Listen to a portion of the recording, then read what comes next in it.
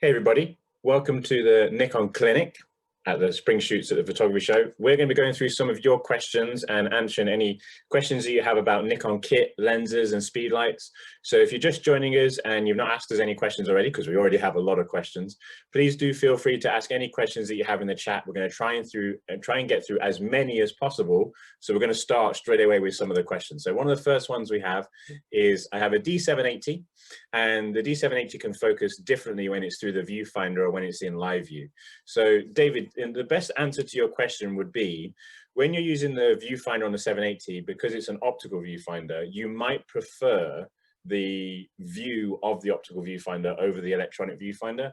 When it comes to comparing the autofocusing modes, I would say that they're going to be fairly similar. The use case might be slightly different because how you implement the live view focusing is going to be slightly different to how you implement the viewfinder focusing. I wouldn't say that one is going to be better than the other. It's probably going to come down to your preference. Personally, I like shooting through a viewfinder. I would really struggle shooting wildlife by using a rear screen. So I'd probably say that for your wildlife photography, you maybe want to focus on using the viewfinder and its standard autofocusing system. For portraits, there's obviously going to be a benefit that you can use the rear screen. It's a little bit easier for you to hold the camera out and focus through that screen as well. Keep in mind that the D780 is equivalent when it's in live view to a Z6. So Z6 II would give you a performance boost, and there's also options that are available to Z6 II that you wouldn't have in a D780 when it's in live view. So I appreciate it's not kind of a clear-cut answer, but it does depend on what types of things you're shooting, and it also depends a little bit on your preference. So hopefully that answers that for you. Whilst we're talking about D780, there was also a question about D750 versus D780. Is the D780 worth it? Well, the biggest thing it's going to come down to what your photography is. What is it that you're shooting? There might be certain types of photography where you don't see a benefit from going to a D780. But a couple of things I keep in mind is that the D780 does have a newer sensor design. So it is a backlit CMOS sensor, which is not something you would find in a D750. This is going to give you better performance in low light situations. So you will see a better, higher ISO performance. Also, D780 has significantly improved video features. So if you're not just interested in shooting stills and you want to shoot stills and video, the D780 is kind of an obvious choice, mainly because of those extra video features that have been added in. From a stills perspective, it's the increased picture quality, the better low light performance, and so on. If you're in a situation where you want something that's still physically a DSLR, and you're using your f-mount lenses, then yeah, D780 is going to be a great choice. But you could also consider Z6 if you want something that's a bit of a smaller, lighter, mirrorless body. You can still then use the FTZ adapter with f-mount lenses if you wanted to as well. Near the question that was answered or asked originally on your landscape talk this morning, when exposing to the right on a Z7, how can you easily judge how much room you have on the highlights if it's a JPEG histogram? So with a Z7, that's a great question. With a Z7, you've probably got 4 to 5 stops under exposure you can bring back, and about 2 to 3 stops over. The histogram you're looking at on the back of the camera is generated from the JPEG thumbnail, which is on the back of your camera. So your raw file, when you see it, has a wider latitude. Okay. So when I'm exposing to the right, and this is image dependent on my landscape, depending on brightness, it is generally 2/3 to a stop over, something like that. It might be maybe a third over. Sometimes it's spot on. What you're looking to do is try and shift the bulk of your histogram, if you can, to the left of center. You do not want it climbing up the wall. So if you can shift the bulk of your histogram to sort of 3/4 of long, you're in the right place. And then in post-process, you're looking to pull that back slightly. Next question is, what's the most efficient way to get a longer than 30-second exposure on a Z50? So on your Z50, you'd have to be in manual mode, because if you're in shutter priority, the maximum you can get is 30 seconds. So you'd have to go to manual mode, and then past 30 seconds on a Z50, you'd have 2 options. You'd have bulb and you would have time. We advise that you use time because time allows you to press the shutter button or use a remote. So you press the shutter button or use a remote, it starts the exposure. You then leave the camera exposing for as long as you want that to expose for, whether that's 60 seconds or 120 seconds, however long it is. And then when you want to end the exposure, you just press the shutter button again or use a remote. Whereas with bulb, you have to hold the remote or hold the shutter button open. So we tend to prefer time rather than using bulb. Neil, a question for you. I've just watched your landscape session, but didn't catch the name of the tripod with no center column. What was the name of the tripod and the make and model? So myself and Ricci both use the same tripod. They're made by a company called Photo Pro, F-O-T-O Pro, P-R-O. Mine is a T85. It's a heavy duty landscape photography. It's carbon fiber. It is lighter than the steel tripods I used to have. But I love it. It is heavy duty though. Ricci has a Photo Pro, so F-O-T-O-P-R-O T65, which is the slightly lighter version. Both still a good tripod, and they don't have, well, you can take the center columns out of them if you don't want them. I just find that easier to use. A center column, when you're doing landscapes, if you extend your center column, that is the weakest point of your tripod where you're going to get most flex. I'm about to upgrade to a Z5. What lens would you recommend for astrophotography? Is the kit lens worth getting, or should I get a body and choose a lens afterwards? I don't have a huge budget. We've done astrophotography, haven't we, Ricci? Both with the 14-30 f4, and I've just started shooting with the 14-24 f2.8. Both are excellent at astrophotography. You could also consider the 20mm f1.8, maybe, if you like primes. The 20mm is just not wide enough for me personally. So I would go for one of the zooms. They're both super sharp. The 14-24 f2.8 does give you a little bit more flexibility because it does stop down to f2.8, which can be really, really useful. It also is sharper in the corners, which I find very important when you're photographing a wide angle star field. So I would err towards, that's the main reason why I've retired my 14-30 f4 and I've got my 14-24 f2.8, is because of the astrophotography I was doing. So I would err towards the 14-24 f2.8. I don't know, your thoughts on that, Ricci? Yeah, so I'd probably say that the 14-30 is, you know, we've been using that before the 2.8 even arrived. I think for most people, the 14-30 is good enough. It's if you're really getting into astrophotography that the 14-24 is that step above. You can still use the kit lens on a Z5, but keep in mind that you would need to use a higher ISO because your aperture is not going to be as low, and also you aren't going to be able to shoot as wide. A wider focal length in astrophotography allows you to use a longer shutter speed. So if you have the kit lens already, then you can use that. But if you want to use a lens that is going to give you better results, I'd probably look at the 14-30. Next question is, I've just moved up to a D500. Sharpness in my shots even in autofocus seems to be a little bit off. Would you recommend calibrating lenses? So we get this question a lot. A lot of people think that their shots are a little bit soft or they might be slightly out of focus. And calibrating lenses is one of the things that you can do, but that might not be the problem that you're having. Especially on a D500, sometimes you can just get results that look soft, and it's not necessarily caused by the lens. It can be caused by your shutter speed. So a couple of things I'd double check first is make sure you're using the correct shutter speed with your camera for your subject, because you can get small amounts of motion blur that just make the picture look soft. If you are using a fast enough shutter speed and you make sure that your shutter speed is, you know, fast enough for the subject and also for you and the focal length you're shooting at, then yes, you could look at calibrating your lenses. It's not something you'd need to do all the time though. I'd check other avenues first. But if you definitely know that when you focus on a particular subject and the focus is either a little bit forward or a little bit behind, that would be where you'd want to calibrate your lenses as well. But I would also check shutter speed first of all. Great question here for you, Neil, is how do I avoid movement of the stars when I'm shooting the Northern Lights?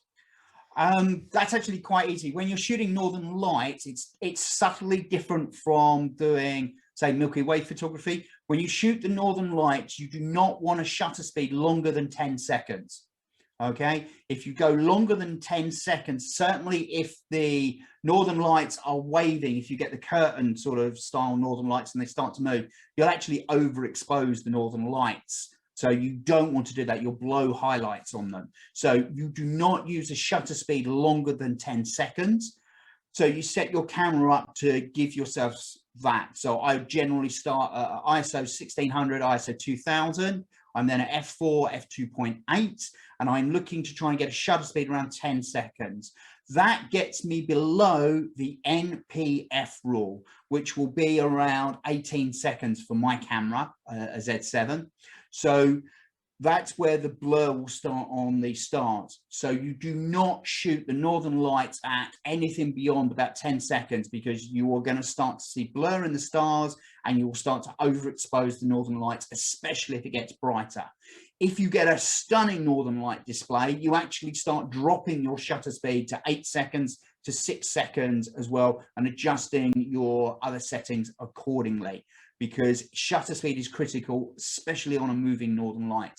So while you're below 10 seconds, you're generally below the NPF rule for your camera. Have a look online or use an app called Photo Pills. It's a paid for app, but that can actually calculate the NPF rule. If you put your camera in, it will tell you what the NPF rule is for your camera. Roughly, if you're on about a 45 megapixel camera, you're going to be about 18 seconds-ish. If you're on a 24 megapixel camera, you're going to be about 20, 25 seconds-ish, something in that ballpark. But generally, northern lights are not shot beyond 10 seconds. I'd like to upgrade from a D7100 to a Z5. If you could only carry 2 lenses, what would you recommend? This is really easy for me. It does depend on what you're shooting though, but my 2 recommendations for a Z5 would be the 24-200, an absolutely fantastic all-in-one lens. It's one of the best all-in-one lenses we've ever seen in terms of quality and sharpness. And if you then shoot landscape, I'd probably say you'd want a 14-30 to go with that, to give you the wide field of view. If you don't do as much landscape, I'd probably say you'd want a prime. So I would maybe carry a 24-200, and then I'd probably carry a 51.8. Neil, I don't know if you'd think any bit different of that. No, I'd agree with you on that. That would give you a great travel setup. That's a really good all-round setup. Next question was about your landscape session in post-processing. With kind of a painterly sky, would you aim to set the white point? Would you aim to set the white point in the far right of the histogram? I actually don't do anything that complicated. It's really easy to overthink photography. We have these conversations all the time. Photography is really, really simple. Don't overthink it, because that's where it takes the fun out of it and it becomes too technical. The cameras these days do a lot of the processing for you. I set auto white balance in camera, shoot the image as that, and then I will just move the white balance when I'm in post-processing to the color tone that I actually want. When I'm actually adjusting the histogram to set the white points, I use Capture One. It has a levels tool, so I just remap the white point or black point to the edge of the histogram, so it just touches edge to edge. So it goes, I'm not necessarily worried about having the bell curve at all, because that's not always possible, but what I am interested in is having an edge that goes from 0 here to 255 on my histogram. So I will just use the white point or black point just so my histogram stretches all across. So that gives me that great tonal range. So that's how I do it. Just move your white point and black point. Sometimes you don't have to move it at all, because the cameras are so good these days. They're great like that. The easiest thing using Capture One for Nikon is in the levels tool. If you just hit auto levels, it automatically remaps it for you anyway. Next question is, how well does the Z6 II perform with F-mount lenses with the adapter for video and stills in sports photography? Currently using a D800 and a 300mm.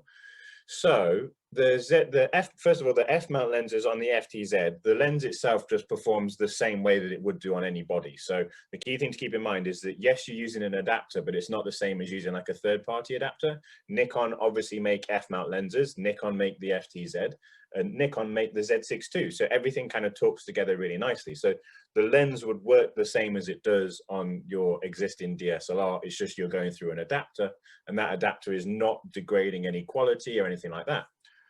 One thing to keep in mind though is that some F-mount lenses were not necessarily designed for video in mind, which means that if you're recording video from an audio point of view, in some of those F-mount lenses can produce loud autofocus motor noises that can be picked up by microphones. Also, some F-mount lenses, as they change their focus position, can breathe, and that will then give you an effective field of view change in your video, which can be quite distracting. So yes, you can use those lenses and they would perform exactly the same way that they do on your f-mount cameras. But what you might find is that as you start shooting more and more video, there'll be certain things that you want that are only available from a Z-mount lens. So over time, you might want to upgrade to a Z-mount lens. You don't have to, especially if you're a stills photographer. From a stills photography point of view, it's not as important. But yeah, there's lots of photographers I speak to who use that same 300mm on on Z7s, on Z6s. There's not anything I could really think of that would say that you would have a change in performance, if that makes sense. So the Z6 II would work perfectly fine with f-mount lenses through the FTZ. Just be aware of some of the video, not necessarily restrictions, but some of the characteristics in video with f-mount lenses. Next question is, I currently have a D3300 and my photography business is growing, which is always good to see. What would you recommend with a budget of 1,000 and then 2,000? So what I would tend to say is that most people tend to budget just for a new body, when in fact you probably should budget for a body and a set of lenses as well. So if you're looking for a budget of around about 1,000, and if you could possibly go up to 2,000, I'd probably say you might want to spend maybe 1,000 on a body and then another 1,000 on lenses. I don't think you would want to spend all of your budget just on a body. I would probably say that you might want to look at something like a Z5. A Z5 is a great entryway into full frame. I appreciate that it's kind of between your budget, but if you went to the 2K budget, you could obviously get Z5 and maybe another lens to go with that as well. So that would give you kind of a nice complete kit. A couple of other cameras I'd recommend if you wanted to stick to DSLR, you could either look at D750 or D780, again, depending on budget. But mainly my go-to for kind of people starting out and wanting to get into photography and wanting to jump to full frame generally tends to be Z5. If you are really interested in photography and video, then I would probably say you'd want to look at Z6 or a Z6 II, but then obviously allow yourself budget around for lenses as well. Just a question for you, Neil, because it was from your landscape talk. Can you tell me about how you go below your base ISO and how that affects picture quality? You wouldn't go below your base ISO. Don't do it. Once you go below your base ISO, your dynamic range starts to suffer, the color reproduction starts to suffer, and the noise profile on the camera will start to suffer. So you only shoot at the lowest ISO number on your camera. So I shoot with from D800, D810, D850, Z7, Z7 II. Their base ISO is ISO 64. If you're not using one of the 800 series cameras or a Z7, your base ISO is going to be 100. So that's where you get the maximum dynamic range, color reproduction, best noise profile, etc., etc. So don't go below it for your particular camera. I can shoot at ISO 64 because that's the base ISO on the cameras I choose to use. Different cameras are optimized for shooting at different ISOs. Okay, next question was, can you please advise on the future of DSLRs? So obviously we can't talk about new product or anything like that, but what I would say is that both myself and Neil are obviously moved from DSLRs to mirrorless. So there are a lot of photographers who are shifting towards mirrorless cameras, but I still think there'll always be a place for DSLR shooters. There are people who still prefer the form factor. There are people who still prefer an optical viewfinder. So although we can't comment directly on product releases and so on, I think there still is a place for a DSLR at some point. But we are seeing that more and more people are moving over to mirrorless. So I think it's going to come down to preference and depend on what people want to shoot, really. With the Z6, can you explain if the grid display on it splits into 4x4 rather than 3x3, can it be changed? Unfortunately, you can't change the grid display. It is a 4x4. You can't change that as a 3x3, unfortunately. It's something that we'd like to do because obviously then it would be a thirds grid, but unfortunately it is the way that it is. You can't customize the grid, it's set as it is. I'm a beginner photographer. I wanted a mirrorless camera for wildlife photography. What would you recommend? From a beginner point of view for wildlife, I generally look at Z50. Z50 is a great entryway into the Z mount range. It's also a great entry from a wildlife perspective. It uses the same sensor as the D500. You also have the same frames per second, so you can shoot up to 10 frames per second for faster frame rates if you need that as well. Great auto focusing system. So you can get really nice results out of the Z50. And if you need the longer focal lengths, the Z50 obviously comes as a kit with the 2 kit lenses. You can get the longer focal length 50 to 250 as well. So it gives you great reach as well. If you did feel like you wanted to go to full frame, you'd probably look at Z6. or Z6 but I think Z50 would be a great place to start.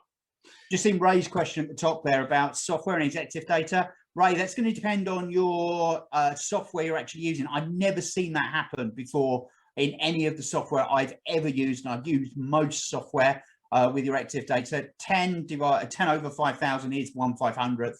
It's just you multiply it down to or divide it down to the lowest common denominator. But I've never seen that happen. That will be a software issue. Next question is, I have the same problem. I have two D7200s, both have the same problem with autofocus. It sounds like your problem is that some of your lenses may need to be calibrated. If you're in a situation where all of your lenses are out of focus, so if you've autofocused, you've definitely made sure that it's in focus, and you've definitely made sure you're using a fast enough shutter speed so you're not getting motion blur. You can be in a situation where the mounts themselves just aren't aligned. So Annette, that probably would be something you'd have to pick up with our customer service so they can check over your cameras for you. There's not going to be a setting that I know of other than allowing you to do autofocus calibration and calibrating the lenses. But if it's the same on all of your lenses, it probably means that you've got an issue with your bodies. So probably something to pick up with our customer services, unfortunately. Bob asked a question, Z6 image stabilization and VR lens, does one take priority over another?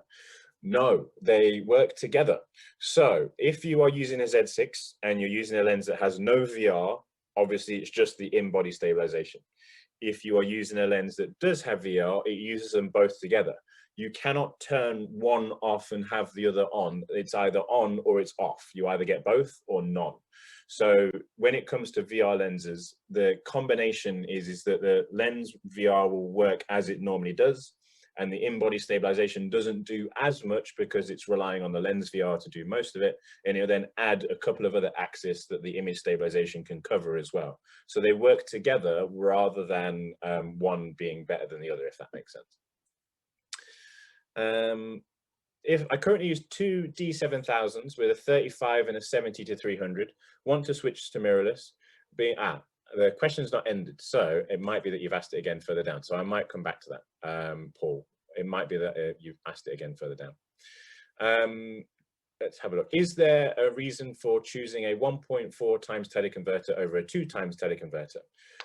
We would always recommend the 1.4 times teleconverter over the 2 times teleconverter, especially if we're talking about F-mount teleconverters. It's a little bit different with the Z-mount teleconverters, but if we're talking about F-mount converters, we always prefer the 1.4 because yes, it gives you that little bit of extra reach, but also it has very little difference on your picture quality. One of the things that we don't really like about the 2 times teleconverter is that yes, it gives you great focal length reach, but you will see a difference in sharpness and detail, and that's not a sacrifice that we tend to recommend. So we always tend to recommend the 1.4 unless you absolutely need the extra reach of the 2 times. Neil, I'll throw this one to you. What grad filters would you recommend for Z6 and Z7? I would say it depends on what you're shooting. The question we always ask back is, how dark do you like your skies? Both, I use a 0.9 medium and a 1.2 medium. I like really dark skies. I do have a 0.6, but I rarely use it. If you're looking to start out and you want really sort of, from a UK perspective, have a look at either a 0.6 or a 0.9. Certainly get a medium. Don't bother with softs, don't bother with hard. Get a medium grad, get a 0.6 or a 0.9. If you then decide that you like really dark skies, perhaps venture to get a 1.2, but a 0.6 or a 0.9 would be a great place to start. Next question we had was, is there a big difference between the F-mount 50mm 1.4 and the Z-mount 50mm 1.8? It is night and day, and I cannot stress that enough. The Z-mount 50mm 1.8 is literally one of the sharpest, most detailed lenses that Nikon makes. It blows away other lenses or other focal lengths in terms of sharpness and detail. So if you're in a position where you think you might want to get the F-mount 1.4 or the Z-mount 50 1.8, it would always be the Z-mount 50 1.8. It is significantly better than the 50mm 1.4. The only reason I would consider the 50mm 1.4 would be if you're in a situation where you just have to absolutely shoot at 1.4, for some reason. I'm not sure what that would be, but for me, it's that Z mount 51.8 is significantly better, and significantly better wide open as well. Next question. I have a problem finding out which is the pro glass for Z series lenses, all of them. How different is the quality of glass in these lenses, and how can I tell? E.g., the 14 to 24 2.8S and the 24 1.8S. So if a Nikon Z lens is an S lens, that's designated as kind of our superior quality of lenses. So technically, S lenses would be very similar to our quality of lenses that you'd find from our DSLRs, like our nanocrystal coated lenses. So a lot of people who shoot Nikon DSLRs generally tend to say that the nanocrystal coat, the gold ring, would denote that that's a pro series lens. So if we were to use that same assumption, you would then say that any S series lens or any S badged Z mount lens would be a pro series lens as well. I think a lot of people get caught up in what a pro lens is, and that's becoming more and more blurred. I think a pro photographer would use whatever lens suits him, and they don't necessarily need to go by, you know, what the notions on the lens are, if that makes sense. So a photographer would know why they would need a 14 to 24 or why they would need a 24 prime. 14 to 24 obviously being a 2.8, wider angle field of view, and a 24 prime being fixed at 24, but you can get the advantage of shooting at a faster aperture of 1.8. So I think what people are starting to do is they're starting to choose the lenses that suit them, because realistically, every Z mount lens is an incredibly good quality lens. Every Z mount lens that we've looked at outperforms the F mount equivalent in a lot of ways. So most Z mount lenses are pro grade quality. But if you were really nitpicking, you would probably say that the 2.8, the 14 to 24 2.8 zooms are some of the best zooms you can get, and all of the Z mount 1.8 primes are all pro grade quality. So I appreciate it might be difficult to choose the right lens, but I would concentrate more on focal length and what you shoot versus outright picture quality, because they're going to be very similar. Let me just have a quick look. Question there from Adam, D500. His Sigma 17 to 50 is perfect in optical view, but live view is out of focus by 30 mil. Is this a camera issue or a lens issue, and how does he fix that? Because it's working fine on optical and then going to live view, it's off. I doubt that that's a camera issue, because if you now calibrate that lens, the lens is calibrated anyway, and when you calibrate the lens, you're on a zoom, you're tending to calibrate towards one end of the zoom, so that will potentially offset the other end, will make it further out. So that, because it's the third-party lens, again, that's might be something worth taking up with Sigma. You got any thoughts on that, Ricci? Yeah, I mean, normally it's the other way around, right? Yeah, it is. Yeah, you need to calibrate when you're using the optical viewfinder. So what it makes me think of is there could be something going on with when your camera's in live view, it's using contrast. So there could be something going on where it's just not reading the contrast from the lens correctly. It could be worth just getting in contact with Sigma to see what's going on. There's not a setting that I'm aware of to fix that. Just be worth contacting Sigma to see what's happening.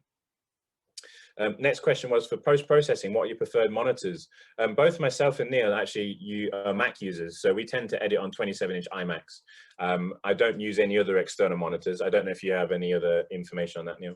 No, I've got a 27-inch iMac here. I've got an X-Rite color management tool. I have it color profiled.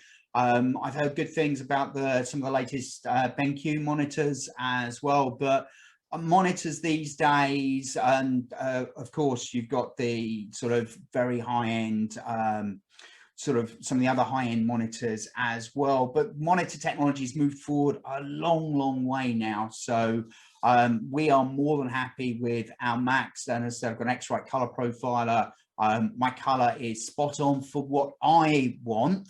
However, when I do my editing, certainly for my landscapes, I'm looking for quite deep saturated colors as well. When I do my portraits, of course, I want accurate skin tones when I'm printing. So I find as long as you've got a good calibration tool for your monitor, you should, as long as you've got one of the more modern IPS screens, you should be okay.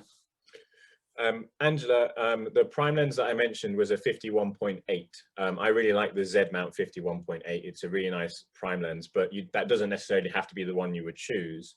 You could choose a prime lens that would suit your style of photography. So it could be that you might want to look at either a 35 or a 50, or if you do lots of portraits, you could look at an 85.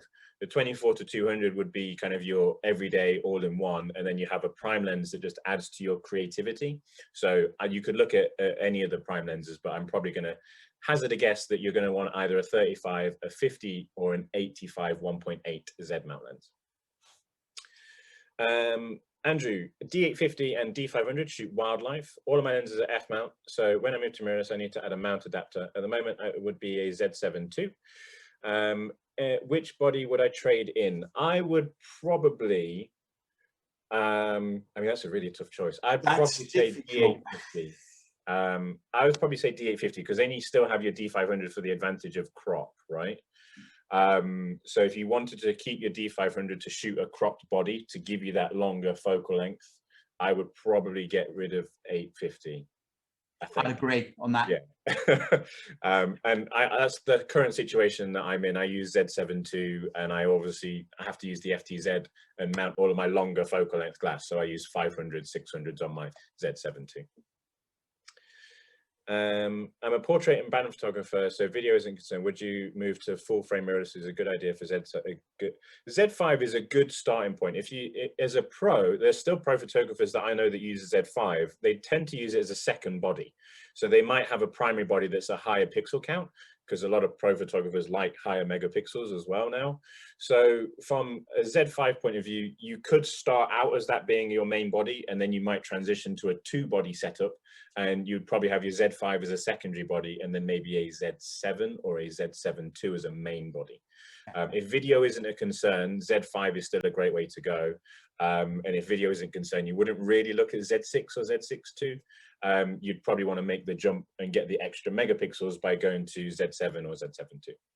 I'm just to add, I'm broadcasting here off of the Z5. This is a Z5 with a kit lens on it. So very sharp, very, very good performance. Great pro camera. Next question is, how would you set up D810 and Z6 to get higher flash speed sync? That's a setting in the custom settings menu. So you press your menu button, custom settings, go to bracketing and flash, go to flash sync speed, and then in flash sync speed there'll be an option that says on a Z6 it says 1/200, and then it says auto FP in brackets. So that auto FP stands for auto focal plane, and that's what Nikon uses as their high speed sync system. So you have to tune your shutter sync speed to that auto FP setting, and that's on the same on both cameras, and then you'll be able to use that high speed sync. It'd be E1 on both cameras, I think. Son-in-law's father has a 7,200 and a lightweight 300 and a convertible wildlife. Thinking of going that way, would you recommend from the current range of mirrorless? So what I would say is the 7,200 plus the PF 300. So Nikon do a 300mm f4 PF, which is tiny. It's smaller than like a 24-70. And that does work really well with the 1.4 teleconverter. So from a wildlife perspective, that's a great setup, whether it's on a DSLR or whether it's on a mirrorless camera. It's just that lens setup is a great choice. If you wanted to use it on a DSLR, you could either look at 7,500, which is just the upgrade of the 7,200, or D500 would be a great choice as well.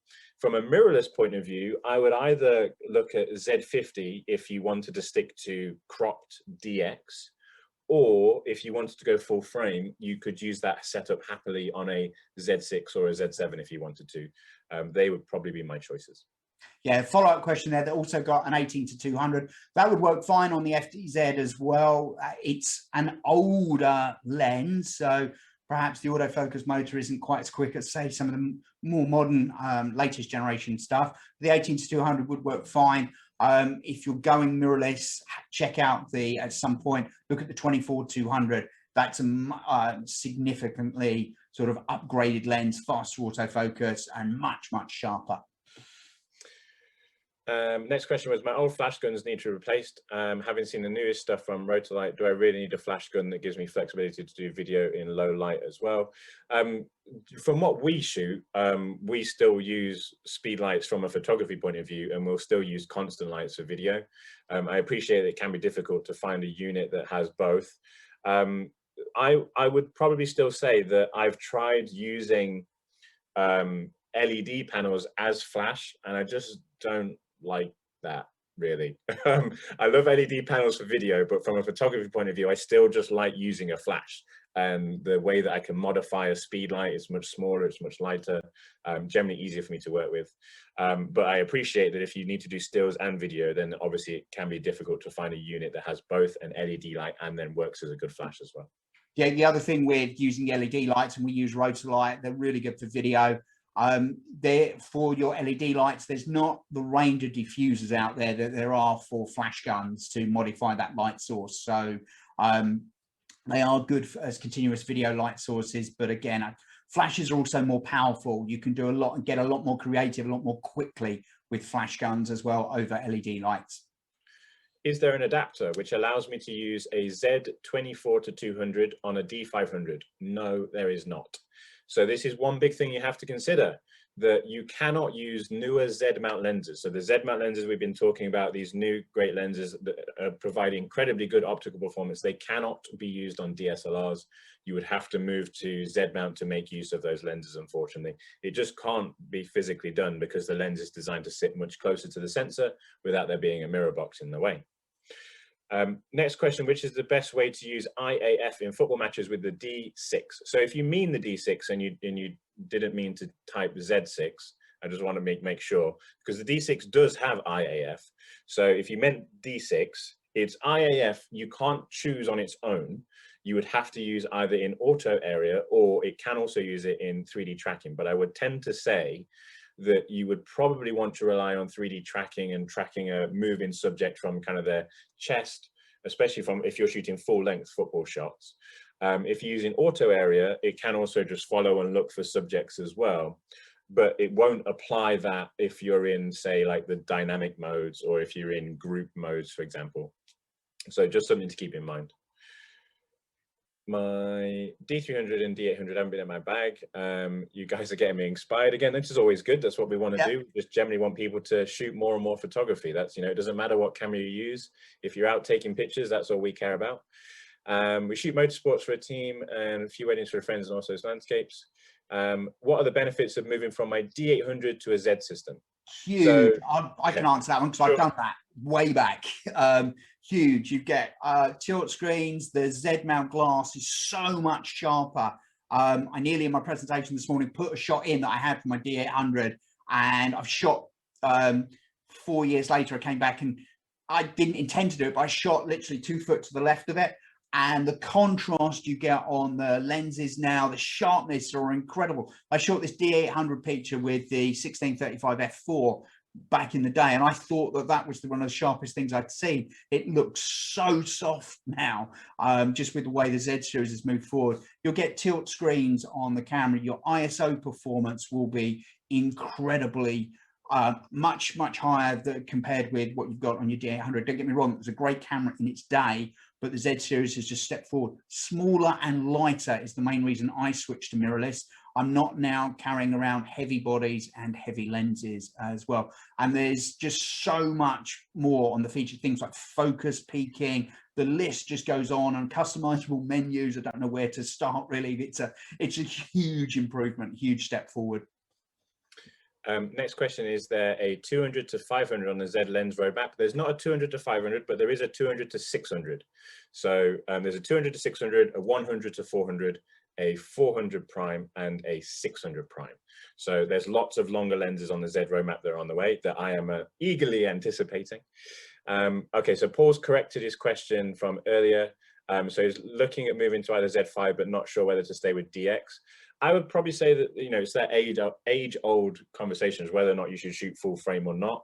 I think it comes down to what you shoot. Z5 obviously gives you the advantages of a full frame sensor, slightly better dynamic range, better low light performance, whereas DX, so you might be looking at Z50, gives you the advantage of longer focal lengths if you're using full frame lenses, and also gives you the advantage of being considerably faster frames per second. So keep in mind that the Z5 will only shoot at 4.5 frames per second, whereas the Z50, the DX, will shoot at 10 frames per second. But if you're shooting like landscape and architecture and just travel, you don't need more than 4 frames per second. So it's a tough choice between them, but I try and narrow down which one's going to be best for you. I would say that the Z5 is a little bit easier to handle, and also the viewfinder is a better quality viewfinder as well. You also get dual card slots, better battery life, and so on. So there are quite a few upgrades you'd get on Z5 versus sticking with the Z50. Next question, I'll throw this to you because it's about weddings. Currently use D4S and D810 for wedding photography. Looking for my next upgrade and interested in mirrorless. What would your suggestions be for bodies and lenses? Okay, so what I would do in that regard, you've got your D810, so you're used to your 36 megapixels. You'd be considering, as a replacement for that, you're looking at a Z7 II or a Z7. Z7 II would be the way I would go. I used to shoot a lot of weddings. I would have loved to have had eye autofocus tracking, especially on the Z7 II, where I can put the camera into wide area large. So that gives me a watch area within my frame. So if I could put the couple's eyes in that frame and then just keep that box on the couple, it's locking on their eyes. I'm not going to get any of the guests unexpectedly. Would make doing group shots so simple as well. So you've got your high megapixel count on your Z7 II there, plus all the benefits of the sort of newer technology, XP processors, color rendition, things like that as well. Touchscreen if you want to use it, tilt flip out screen on the camera, which makes composition a lot easier, holding it up in the air, shooting over groups for the dancing at the end of the day. That can all be good. For your D4S replacement, again, I'd be thinking of probably a Z6 II in that regard, because the D4S will give you, you've got your really fast frame rate, and then you've got your high ISO performance. And that's what the Z6 II would give you as well. You can also now start, and Z6 II as well, eye autofocus tracking. So you get all the features that you've got on the Z7 II as well. And it's just a smaller megapixel camera, which gives you that better ISO performance as well. So you've got both XP 6 as well, so the colors would match between the cameras as well. So that would work really, really well if you're synchronizing the output from the cameras. So that's the way I would go with that. And then you can think with the Z6 II as well, great. Well, both of them have got great time-lapse features on it, so something else to add into your perhaps wedding portfolio. And they both, with the Z6, both shoot great video. Z6 II as well could be used as a video camera if you wanted to move into that area as well. Just looking at the time, Ricci, we're going to have to speed up with our questions. We've only got 10 minutes. But what make of Grad filter would you recommend? So the two makes that we've used and recommend are either Lee filters or Nisi filters, which is N-I-S-I. We currently prefer Nisi filters because they make glass grads. They're sharper than the acrylic Lee filters. Why do you need AF fine tune on Z series cameras? Mainly because some, especially some of the really older lenses, you might need to fine tune them, but also in some cases you might still need to fine tune third-party lenses. But it'd be very rare that you would actually need to fine tune Z mount lenses. But the option is still there. We still give people the choice. Is your teleconverter advice any different for Z mount? For Z mount teleconverters, the 2x teleconverter we recommend is actually really good. I still prefer the 1.4, but Neil uses the 2x teleconverter a lot. Let's have a quick look. I want to get the best lenses for portrait photography with my Z6, 50mm 1.8 or 85mm 1.8. If you shoot indoors, probably the 50. If you shoot outdoors, the 85 is a little bit more longer, so it can be a bit tight. It's difficult to use indoors, so outdoors the 85 is useful as well.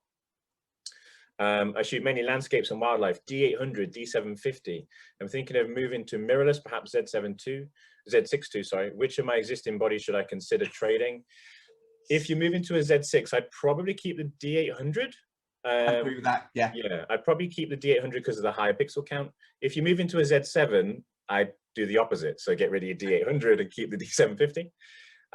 Is there a good reason not to buy a Z7 from an import website? Yeah, you might not know if it's real. That might sound really strange, but we've seen that in the past where cameras have been their Fake. internals have been changed and they're fake cameras. So, you know, if you can support a UK retailer, especially in the current situation, and order from a UK retailer because you know it's going to be UK stock. Yeah, and there's some deals going on with the retailers during the show at the moment. We've seen some deals, so check out their sites as well on the show.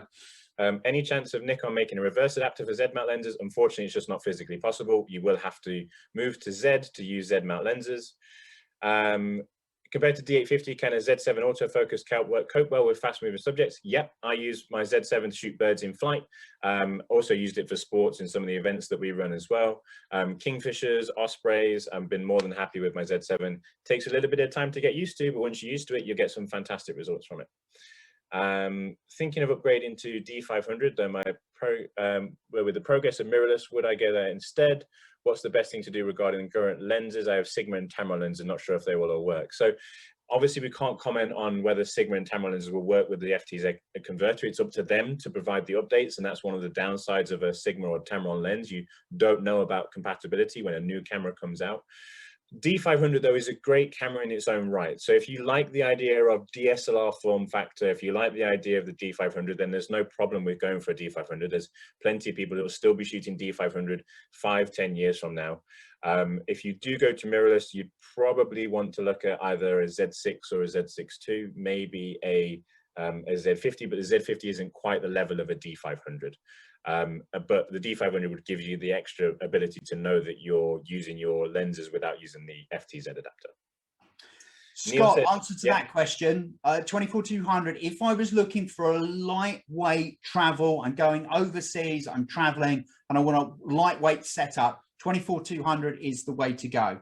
If I'm in the UK and my main setup, so my main setup is 14-24-2.8, 24-70-2.8, and since the teleconverters have come out, I can now put a teleconverter on the 70-200 2.8 and give me a 140-400. That is why I retired the 24-200, because I was using that as to compress my landscapes and get some great shots that way, plus do a little bit of casual wildlife photography. But 200mm isn't quite long enough. Certainly up in Yorkshire, I'm looking at 400mm minimum to do red kites and some of the wildlife we have out here. So that is why I retired my 24-200. How to go for the 70-200? It is faster autofocus on the 70-200 f2.8s, and it is sharper, and it's an all-round great lens, and it takes the teleconverters. That was my main reason for switching. So I've now got the option of going to 140-400. But if I was doing a weight, if I had to think about flying, I will always consider taking the 24-200 if I know I'm not going to go and do wildlife. Just so we're clear as well, the 24-200 is quite a bit better than the F-mount 70-200 in terms of quality. And you obviously get the flexible range of going from 24-200. It's just the aperture is different as well. If you just bought a second-hand Z7, is there any point of upgrading to Z7 II? Depends on what you shoot, Scott. So from a landscape perspective, maybe not, because you don't need like the extra focusing modes. If you don't need the dual card slots and so on. But if you're shooting moving subjects, if you like the idea of portraiture and so on, then you get a lot of extra flexibility when it comes to the focusing modes as well. I would say just one thing on the landscapes there: extended shutter speeds. Love them. Yeah, they are useful. Yeah. And then Martin asked a question about tripods. Any recommendations in windy conditions and seascapes with a budget of up to about £500 for a tripod? Your one just comes in about that, doesn't it? I think so, if you don't include the head. The head tips it over, but obviously you could put on whatever head you want. So technically the legs would fit under that. So yeah, Photo Pro is the brand that we both use. I think my legs would come in just under 500, I think. Yeah, my one doesn't. But again, have a look at like a Manfrotto 055, some of the Gitzo stuff. Just don't get a travel tripod because they won't work. And on windy conditions, don't use a center column, because we've seen that on workshops. They just flex out everywhere. What about case filters? We've just not used case filters, have we? No. I mean, I've never been in a position where I felt like I needed to move to case filters. Everything I've read about them is okay, but not necessarily massively better than the filters I'm currently using already, especially when it comes to quality and color cast. The 24-200 does not take teleconverters. The Z-mount teleconverters only work on certain lenses, and that's the same case for a lot of other teleconverters as well. So do not assume that you can use teleconverters on every lens. That's not the case. You have to have a specific lens that will take a teleconverter. I think that's every question. And we're spot on there. Look at that. Well, actually, we've got about a minute, I think. That was brilliant. Yeah, that's a first. Yeah, we're getting faster. Okay, just quickly, we've got a minute left. Is there any other questions at all? We've got another session after this, starting at 1:05, isn't it? So we'll be talking about Z series, Z6 II, Z7 II, and the Z series roadmap. So feel free to jump on that, ask any questions again. We look forward to seeing you on that as well. So have a look on that. And this evening, we've also then got a after hours with myself, Andy Parkinson and Donna Cruz, our ambassadors. We've also got a wildlife talk with Andy this afternoon as well. So lots more going on. Feel free to jump on to any of those this afternoon as well. We look forward to seeing you there. Just refresh the questions once more. And have we got anything more? Does the teleconverter work on the FTZ? So you can use F-mount teleconverters. So it's FTZ, F-mount teleconverter, F-mount lens that accepts a teleconverter. You cannot use the FTZ with Z-mount teleconverters. So you can't do Z-body, Z teleconverter, FTZ. That does not work. Okay, but you can use F-mount teleconverters in the back of the F-mount lens. Great question. Some great questions as well. Thanks for the amazing questions. Yeah, really good. Really appreciate it, guys. Okay, I've just seen the last one coming in. Z6 II for sport. Ricci uses it for bird in flight kingfishers. We have used it on sports workshops. As long as you understand about, take some time to learn the focusing system, you shouldn't have a problem with it. Right, we've got to wrap up now, guys. Thank you for joining us. We look forward to seeing you on the other sessions we're doing this afternoon. Cheers, everybody. Bye.